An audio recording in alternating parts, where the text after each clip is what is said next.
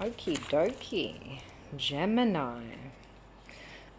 All right, well, Gemini. Oh, I just got a song from Cats. What is it?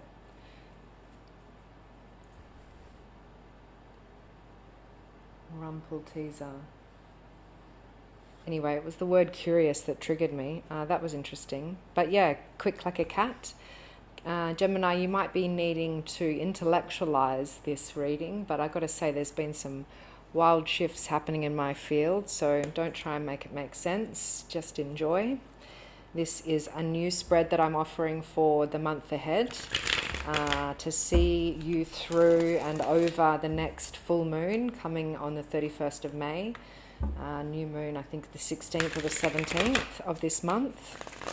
And it's the second week of May now, so this will be going up very soon. And look, there's a lot going on. Pluto has just moved into Aquarius, which is a very slow-moving planet, so that's a big shift. It'll be there for maybe up to 20 years, probably less, but never mind. And look, while it's not directly happening in your sign, I just think it's important for your fellow air signs to be aware of that. I do have some notes here for you for themes for this month ahead. You might be noticing some great mental expansion. What was that? The Gemini card just fell out. Interesting. Whew.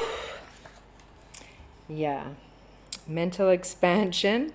Clarity through conversation, scattered energy, so it's needing direction, which is why I'm approaching these readings with some very clear notes and direction. I'm a Gemini ascendant, so you're in good company. It might feel like expanding thoughts, big ideas, new learning and different ways of communicating. Noticing personally a shift into more astrological based research and exploration. Really starting to, again, personally intellectualize the patterns at play in the collective. Excitingly creative but mentally overstimulating. So practice grounding yourself this month ahead. Follow your curiosity, but don't chase possibility. I really enjoyed that download I got earlier. Jupiter's moving through Gemini on its way to Leo. And Venus is here until early June. I wonder if that's why the Lovers is here as well. So your mind might be quick, but the real wisdom is knowing which thoughts deserve your energy. Thank you, Gemini, for being here. So just take what resonates and leave the rest. This 4-week spread for the month ahead will show the next 4 weeks. Cha-ching! At the top here, we have the Magician, the Seven of Pentacles, the Ace of Wands, and the Five of Cups. Yeah, that following curiosity but not chasing possibility is something I want to discuss in a bit more detail. The themes, the supporting energy is to help you with the transitions for each of those weeks, supported by the next 3 cards. So the Magician to the Seven of Cups, supported by the Knight of Swords, Seven of Pentacles, not Cups, sorry. Seven of Pentacles to the Ace of Wands, the Eight of Cups.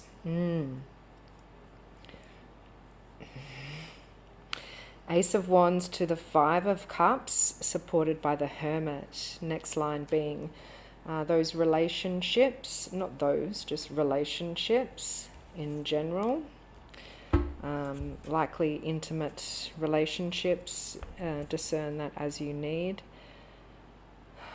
Don't try and make it fit. It's up to you to discern what makes sense for you, what feels true.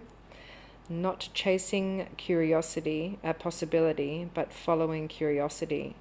Look, I'll call it how I see it, but it seems like you're moving away or moving ahead or cutting something out, making a decision to move forward and to go on a new path.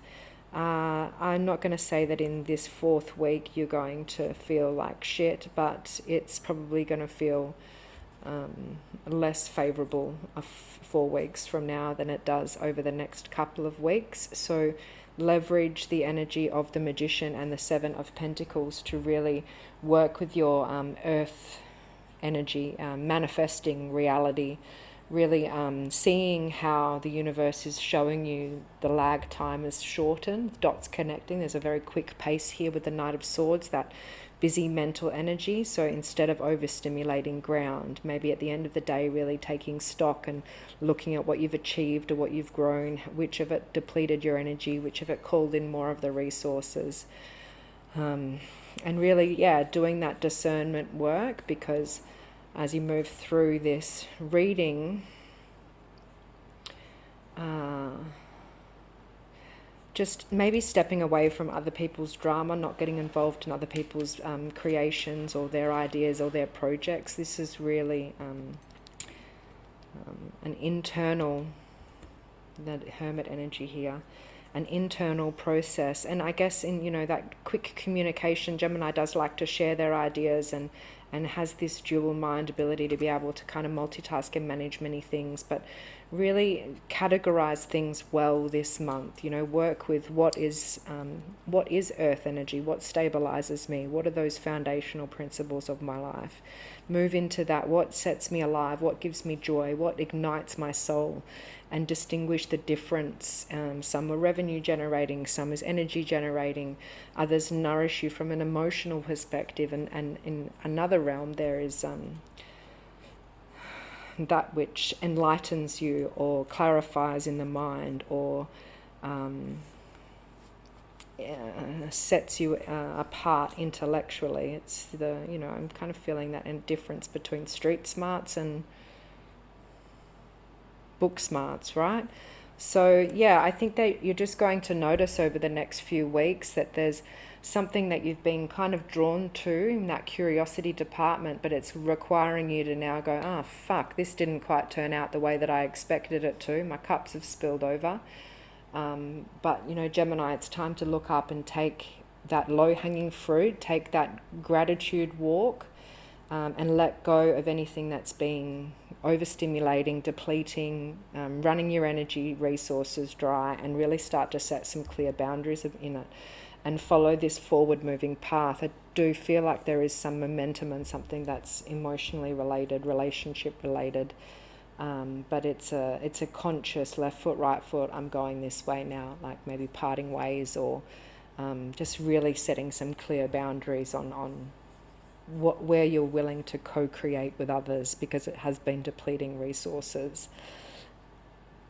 Now, don't get disheartened if it feels like you're going backwards, or if it's like, I don't know if there's this question of being alone or not wanting to do it alone. That Hermit energy is kind of guiding this path. It's almost it's just going to be more fun if you decide to do it consciously with this Death card and really hone this transformation. This Scorpio full moon might have really knocked you around, Death being that Scorpio energy. So check where that is in your chart. But also I wanted to say about that decisive transformation.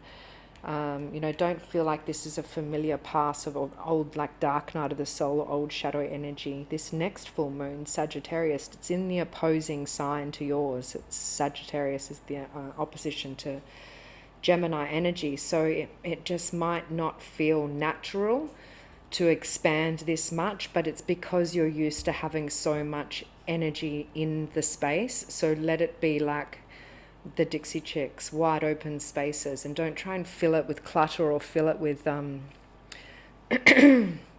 more achievements or more projects or more things to do or more people to get involved with. Really work with those clear boundaries, stay grounded, but enjoy the fresh new perspective that this inevitable moving on or letting go or walking away chapter is going to provide you. And look, doesn't look like it's coming out of nowhere. It feels like it's born of this curiosity that you're chasing, that you're following, rather than the possibility that you have been chasing. Conscious choice. That's lover's energy first and foremost. And while it may not feel natural, it does feel very you.